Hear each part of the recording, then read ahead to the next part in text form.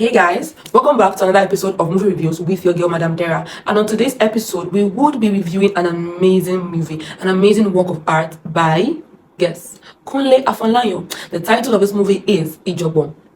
This movie is a movie that I love, and I would love you to see, because this movie literally it came up beyond my expectations. When I heard of the movie and everything, I saw the characters, and I noticed that it starred a lot of young characters. I could not just wait to see their performances. But guys, when I saw this movie, I was caught. Like it's the kind of movie that you can see in one sitting, and every part of it would grip your attention because it is worth it. I give kudos to Kunle Afolayan. Anyway, I'm not surprised. Any Kunle Afolayan thing is always hitting it. Like it's always hitting our expectations. It's always hitting our eyes and even our guts. But this movie, it finished work. So the movie was directed by our own Kunle Afolayan, produced by the same person, and the story was written by Tunde Balbalo. So guys, let's look at the movie holistically. Now, the movie title Ijogbon literally means trouble or stubborn, but in the context of pragmatics, okay, it represents chaos or heated arguments. However, this pragmatic definitions literally works well with the movie because the actions and everything exhibited in the movie says so much about chaos and heated arguments. But you'd get to understand why the movie is titled Ijogbon if you see it to the very end, because I literally did not get it until I almost got to the end of the movie. And this is an information for you all. This review is a spoiler-free one, so if you have not seen the movie, or if you will not see the movie, whatever I'm saying right now would not make so much sense to you. However, this review is to point out that you need to see the movie so that you can get a full information as to everything I'll be sharing here. So let's move on to the synopsis of the movie. So now this movie is a very beautiful one. It's a story of 4 teenage friends, Jamiu, Omoba, Obi, and Ronti. They are friends. Like, their friendship tells a lot in how they related in this movie. So these are friends that want a better life for themselves. They want to get better. They are tired of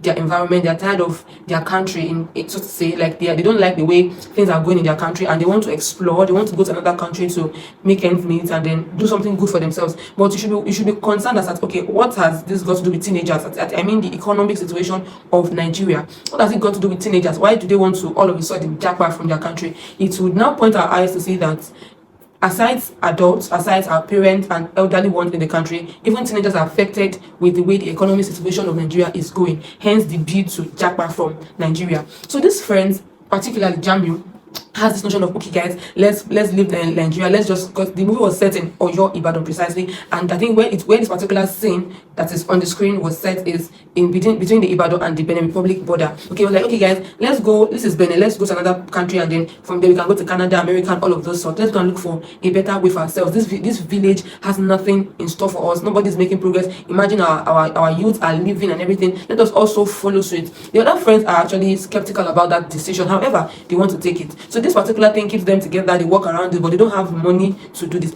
and they don't want their parents or their guardians to know their line of actions. So now we have Ronti. Ronti is the son of a reverend, and his father wants him to go to the seminary school, but he does not want to go because he already has it in mind to japa. Then we have Obi, the daughter of a single mother, who is her mother's everything. So she's scared of, okay, if I leave my mother, who will take care of my mother and everything? Then we have Omoba, the king's child. However, that's the youngest among the 4, but he's just moving on with the train. He has no mind of his own. Whatever everybody says, he just follows. So now something beautiful happens as regards this teenage friendship. So on a fateful day, they stumble on some uncut pieces of silver, and then they are able to recognize that, oh, this silver is going to mean a lot. It's actually going to cost a fortune. So they get excited that, okay, we found something that can help us jackpot and then live our lives best. However, the entrance of these pieces of silver in their hands causes a lot of chaos. It brings blessings, but much more than blessings. Chaos, unrest, problems, and a lot of issues like that. So now, how did these issues come up? We get to find that out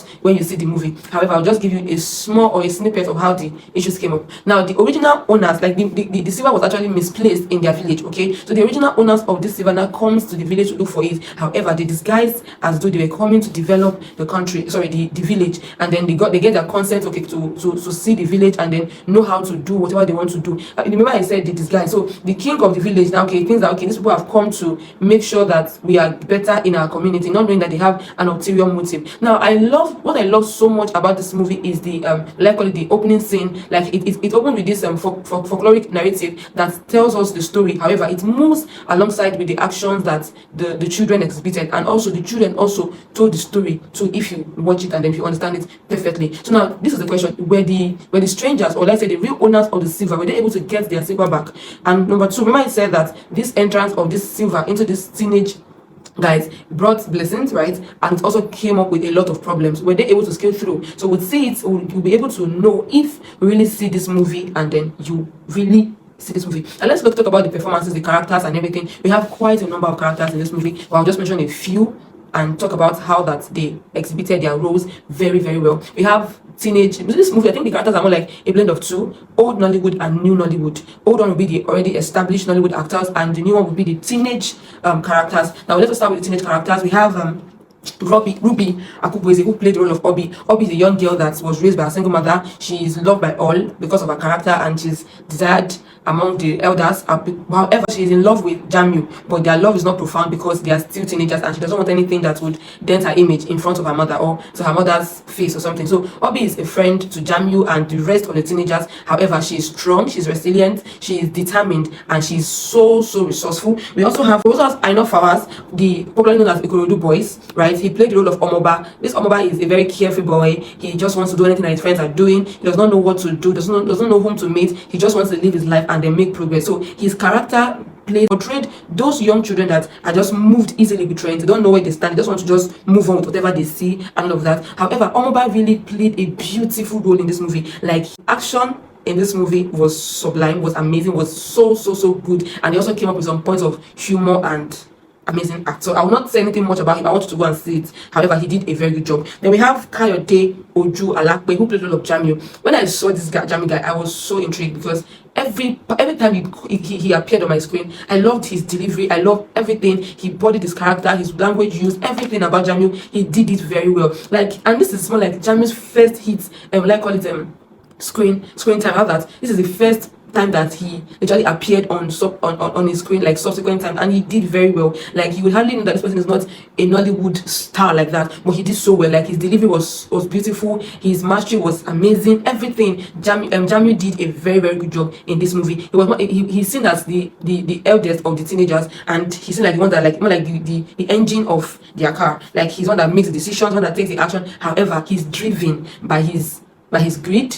Or like, yes, he's driven by greed that is fueled by his desire to leave the country as soon as possible. Then we have Oluwaseyi Ebesua, who played the role of Ronti. Ronti is a reverend father's son. His father wants him to go to seminary school, but Ronti doesn't want to go because he's not interested. He feels like everybody is entitled to their decisions. Now, this now portrays to us that, okay, parents, allow your children make their decisions. Do not make decisions for your parents, because each child has the mind of their own. They want to do their things the way they want to do it. So Ronti's father wants his son to go to the seminary school because he wants to be proud that, yes, my child is taking after me. And again, he wants to feel among those that their children are in the seminary school. But let's see, did Ronti really bend to his father's rule, or did he leave his father's instruction? Then we have Yemi Solade. He played the role of Oloye. This man is amazing. Like, I love he came up with two parts. He came up with the part of sarcasm, and he came up with the part of seriousness. Okay, initially I loved how that he was doing well, he was making us laugh, he was just making the movie go on. Then later you now see the twist, how that he now became this rugged man, this killer, this, you understand? So I love how that he played the role. He was so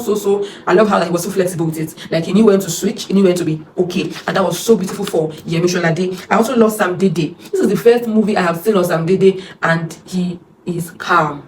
Like, Sam Dede is this one notorious actor that whenever you see in movies, like action movies, and then he's ready to kill anybody that should be killed. But in this particular movie, he played the role of the Reverend Father and Ronti's dad, and it was so amazing to see him act that way. Then we have Yemi Sodimu, like the local principal. That is Jamie's father. He did well. Like, I love to see how he used the big grammar to bust our minds and they make us laugh, and then he did so well. Yeah, he did so well. I love the way he did play this role, and that was amazing. We have Bimbo Manuel. He played the role of KBSC, that is Omoba's father, and he also did well. He did justice to that role. I am not used to Bimbo Manuel acting like that. He did justice, and I loved every part of his character. Then we have Gabriel Afolayan, your brother Kasali. Like, this man, I am used to seeing him act very serious, very giving us the drama and everything. But this particular place, he acted like, well, you know, this annoying brother in the neighborhood that can be very annoying. That was where he played, and he did it. He nailed it. It was the boyfriend to BC, and it was also like let's say an ally to Oloye. But at the end, did he really succeed?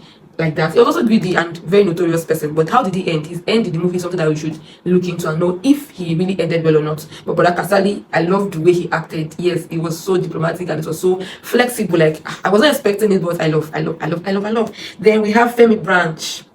This silver merchant. Yeah, he did so well. I'm not used to Femi Branch acting like this. You know, he's one of those Nollywood actors that their voice is, you know, everything in the movie. He was calm and calculated in this particular movie. However, I expected more, but we can just say, okay, let's manage what he delivered. And we have Adunni Ade. She played the role of Chidera, my namesake. Yeah, she played the role of Chidera in this movie. She's the original owner of the silver, do you understand? But she is not even concerned with the safety of anybody. All she wants to get is her silver. But was she able to get them? But Adunni Ade did a very good job. Yeah, she tried. But because of her kind of person, I expected more. But what can we say then? And I think another one is Dorathy Bachor, this ex-BBNaija housemate. I was so surprised to see her. However, she did so well. However, she didn't have a lot of screen time. But the few places she appeared, she killed it. She did very well. Her body language, her use of words and everything. I love. She did so well. And take your flowers. I love you. And then lastly, I have Femi Branch. He played the role of the police. Actually, he didn't have enough screen time, and that was okay for his role. But when he appeared, he acted like this like let's say advisor, this police officer and everything. He did well. He did okay for that role, and that was fine. So now let's talk about the movie again. Let me just put some highlight to it. This movie is a very, very beautiful one. It is more, I called it a blend of two, old Nollywood and new Nollywood. It was so amazing to see the teenage actors do what they did. It was sublime. It was beautiful. It was so natural. So natural. It starts off as a cautionary tale. Or let's say the movie is a cautionary tale, right? But it starts off with this folkloric narrative, how that we have an old woman telling them the story, and then from her tales, then we now have the story being told in actions and everything. It was amazing. Now, what are the things I like about this movie? Like I said earlier, this movie is amazing, and I'm afraid to say this, I love every single thing. My dislikes are not so much because I love almost everything about the movie. The first one is the attention to details. I mean, the characters knew what they were asked to do, and they delivered. Nobody was found doing something outside the main expectations. Yes, attention to details of the plot and the characters matched everything. The energy was so beautiful. Everything was amazing. The characters delivered their roles without any contradictions, and I love that so much. And also another thing I love is the opening scene. The opening scene was so creative. It was so creative with the impressive folklore and everything. It was amazing. And then I loved how that the folklore tailored the actions of every other person. I love the opening, the montage and everything. You know, it is rare to see such openings in movies lately. But Kunle Afolayan, I love him. He delivers. Like I said earlier, he delivers. The opening scene was amazing. It was beautiful and it was intriguing. Like, okay, when you see this kind of opening, you want to know what the movie would actually entail. Another one I love about the film, another thing I like about the film is the placing of the scenes. Oh my god, every scene matched each other. Like nothing. There's no misplacement of scene like we have in some movies today. Every scene was just suitable for another. Like this scene begets this one, this scene begets this one, and it was just sublime, and it was so natural, and it was so like there's no distraction, no distortions. It was just straight to the point, and then it was giving everything it needs to give. Everything just followed simultaneously. Another thing I like is the edits. Yeah, the edit felt very beautiful, very fresh and sustainable. The edit of this movie is contemporary. It was written, or let's say it was acted from a young person's eyes. Like you could relate. It is highly relatable and highly detailed. Like everything about this movie is, you can relate to it, and then it was expressed properly. It was expressed so well. Also, another thing I love about the movie is the message. The message was passed properly. The characters, like I said earlier, they knew what they were asked to do and they delivered. The message, you could get the message from every angle that the movie came from. So I love how that the message was passed very well. Another one is the Japa syndrome. I love how that it was explained. No, this is a contemporary issue in Nigeria today. I love how that Kunle Afolayan was able to bring it and notice to tell that, okay, this is what is happening in society. Remember, one thing about literature is that literature mirrors our society to us. So this movie has just showed us what we are thinking of and what happens around us. So this Japa syndrome within is not just seen outside. Kunle Afolayan brought it home to us, and then it was giving everything it ought to give. Another thing I love about the movie is the sound, the music, and the shots. It was beautiful. The sound suited every act, like every particular scene. There was a particular sound for it, and it was given. It was okay. The live, everything was actually fine. The live band, everything was okay. The music, everything was very amazing and so beautiful. Then we also have the shots. I love the cinematic shots. I love the I love the landscape shots. I love the low angle shots and everything. It added beauty to the movie. It added beauty. Like, do you see the opening? Do you see the caves? Everything. It was so beautiful. I'll give kudos to the cinematographer. He did a very good job. The cinematography in this movie is beautiful. It's simple yet rewarding. And yes, it is amazing. Also, last on my list, I love the language. Let's talk about the language now. As part of what things I like. The language used. I love the blend of the Yoruba, the Igbo, English, and Pidgin. It shows this cultural diversity, and I also love the aspect of religion, the role that religion plays in the minds of men, in the hearts of people, and how that it explores also. So it helps us to see how that we think and how that we reason. So the language used in this movie, I love the Yoruba version, I love the Igbo, I love how I love the code mixing and the code switching. It was so beautiful. It was so beautiful to see, and it was so amazing. Like, yeah, it was so beautiful. This person knew where to speak Igbo and knew where to speak Yoruba, and actually this I think this code switching or this code mixing was for emphasis, and it was well laid. Now let's move on to my dislikes. If I forget, one major thing again I like about this movie is how the movie ended. Damn, the end part of this movie is suspense filled. However, it is suitable for the movie. It passed the message very, very well. Like the director helps us to wonder, okay, what is the next step? What is the fate of these children? What is the fate of the community? What does the future hold for us that want to japa? We don't know. We don't know. But this movie will tell you everything you need to know, but you need to see this movie, because this particular review will not do justice to the movie in itself, will not give justice to the juice. You need to sip the juice. That's why you need to go and subscribe to my YouTube channel and run to Netflix to see this Kunle Afolayan movie titled Ijogbon. And let's see, what do I dislike about the movie? Like I said earlier, I love almost everything about the movie, but my dislikes are just really 2 dislikes. Now, number 1 is Jamiu's carelessness. This is a spoiler-free alert, or let's say spoiler-free review. Jamiu's carelessness in the movie was uncalled for. Maybe the director wanted it to move in line with the story, but his carelessness was uncalled for, and it did not just feel natural to me. But what carelessness am I talking about? You will know when you see the movie. Like, Jamiu was so careless, and that carelessness brought a lot of doom to him and his friends. But how was he careless? That is what you should find out in the movie. Another thing I don't like about it was the elaborate story told by the children when they were caught by the police. I mean, the story was so long, and they were all lies. How were they consistent in telling a lie? I'm not consistent in lie, so I'm wondering actually. But every other part of this movie is beautiful. Suspense filled, amazing, intriguing, cautionary. Everything is beautiful. This movie brought a lot of things to my consciousness, and then I'm happy I was able to see the movie. Now let's talk about the shock value. Femi Branch did a very good job. Like I told you earlier, the suspense filled and how that the characters deliver their own. The shock value is beautiful. Like, we are not expecting this thing, and then boom, it's our face. We're not expecting this, then boom, the chaos, the argument, everything. Like, it puts us in this. This movie actually puts us in the place of the characters. Like, you're like, okay, what happened to these children? What happened to this person? How does this person cope? You are able to relate. You're able to move along with whatever is being shown to you on your screen. So the shock value is really amazing. This is another reason why you need to see this movie. And it was suspense filled. Like, okay, we're not even able to denote what happened the next. No, there's one particular spoiler in Nigerian movies that how that you're able to know what happened the next scene. This particular one, it is actually vague, but straight to the point, but you will not know what it happens. So that is one beautiful thing I like about the movie. And then I said the cinematography is the cinematographer deserves hugs and kisses, because he did a very good job. The cinematography is beautiful. It gave us a blend of contemporary and olden days kind of thing. It was amazing. Like, I love it. The movie has international standards. Really, it does have international standards, and it is very, very amazing. Also, the setting. The movie was set in Oyo Ibadan precisely, and I love that. It now made me start liking Ibadan people.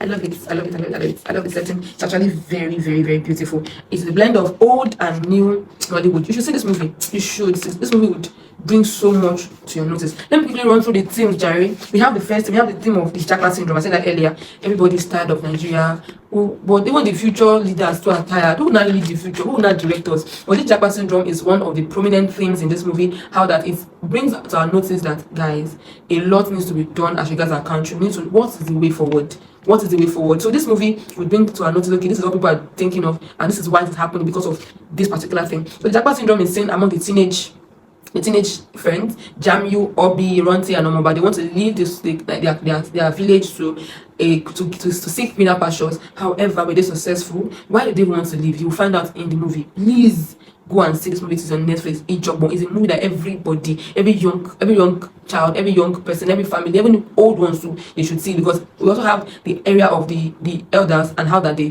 played a very huge role in the caution in this movie. Also, we have the theme of parental negligence and parental guidance. Now, parental negligence will be that how come these children's parents have no idea as to what their children were planning all along? Like all the issues that happened, all the chaos that happened in this movie, their parents were oblivious to it. This will now bring to our notice that okay, some parents do not really look into their children's affairs. They are really busy with their businesses, their religious stance and everything. Parents should always look out for their children to know what their children are actually doing. Another theme here is the theme of greed. Greed is one thing that would put us in trouble. Greed is something that will place brother against brother, sister against sister. Greed should not be condoned. Jami was greedy, like he was so greedy to the extent that even after the chaos, he still wanted to have the silver in his custody because of his personal desire to leave the country as soon as possible. Greed is also shown in the lives of the merchants when they came to look for the silver. They are not just looking for the silver for the owner of the silver, they also want to extort from it and also make good use of it. And also we see greed in what is his name? Oloye, very greedy man that does some kind of backyard business. Let's talk about Bisi's role. I love Bisi's role so much. I just remember that now. Bisi's role was so beautiful. I love the way she did the whole thingy. Like her physical attributes also contributed to her role. She's like I said, her actions or her character is relatable to her contemporary Bisi's. Like beautiful. Well, her end was so sad. How that her own love of her life killed her. I said because she could not cook. That was so hilarious. That was so hilarious to see. And last on my list as regards the themes are children's rights. Should children be allowed to make their decisions? Should we take up actions by ourselves without our parents having to school us and then make us see reasons why we should not take our actions? All these things you will see them when you see this movie titled Ijogbon. I highly recommend Ijogbon for everyone that wants to know what is happening in Nigeria currently. I highly recommend Ijogbon for every fan of Kunle Afolayan and all the characters. I highly recommend Ijogbon for young people, teenagers, youths like myself and every other person to see this movie. This movie is very beautiful. It is well detailed, very detailed, and it is amazing. It is entertaining, it is educative, and it is highly informative. You should see this movie. I recommend it for you. This review will not make sense if you do not see the movie in itself. It is on Netflix. Rush down to Netflix to see this movie. Kunle Afolayan is good with movies. Like when having seen what he did with October 1st, Swallow, and this famous Anikulapo movie on Netflix, he's good. The man is very, very good. Like I love everything about this movie. It is amazing. Now I will rate this movie 4/5.